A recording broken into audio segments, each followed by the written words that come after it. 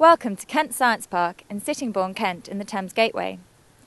The park is home to over 60 startups and small businesses in the science, green technology, IT and creative industry sectors. We are here today to take a look around and speak to Site Director James Speck, as well as a few of the businesses located here. James, can you give me a brief overview of how Kent Science Park was founded and how it has expanded since? It was founded some 60 years ago by Shell, who bought the original site from the War Office, and in a short space of time it became the world's leading research centre for crop protection, and over the years it's developed into what we see now. We're a 55-acre secure site with some 500,000 square feet of laboratories, specialist R&D facilities, and also what we term as technology units.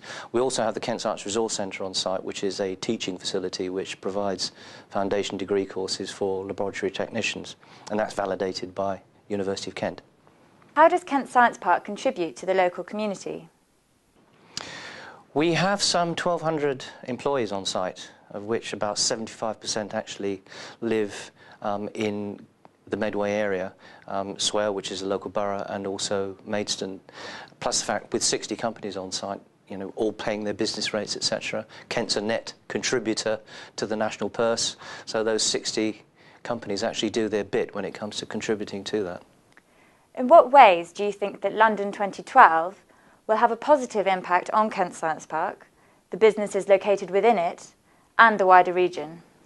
Well, we can certainly boast one company that has direct involvement in the Olympic construction process.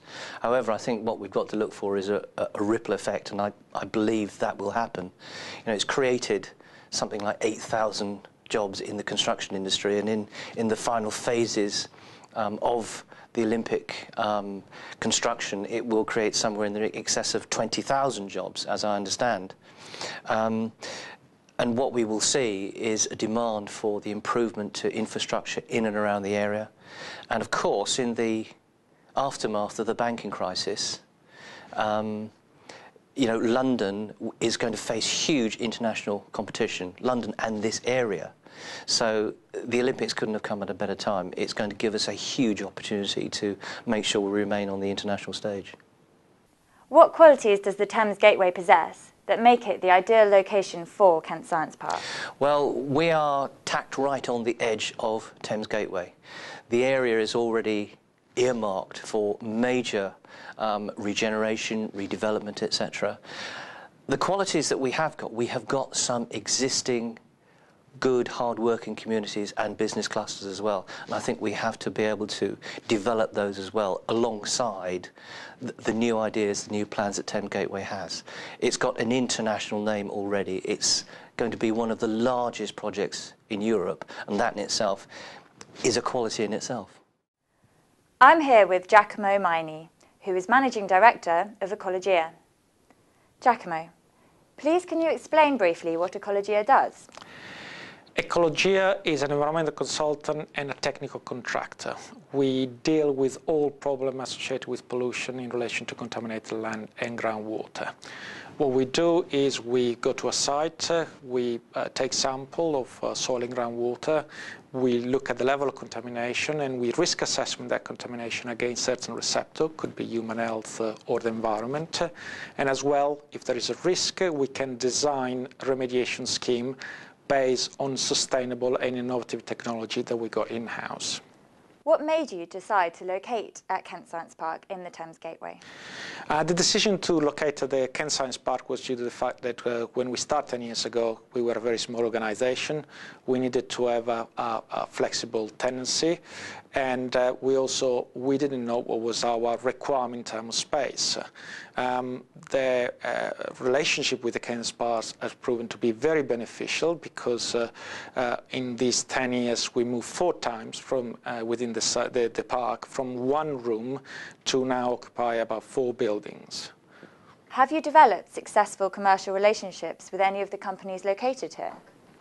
Yes, we have. We use companies which are based in the park for all our IT support. We also know the company which provides us with ancillary consultancy service for our operations. Have you found the skills required in the area? For instance, do you have good links with local universities?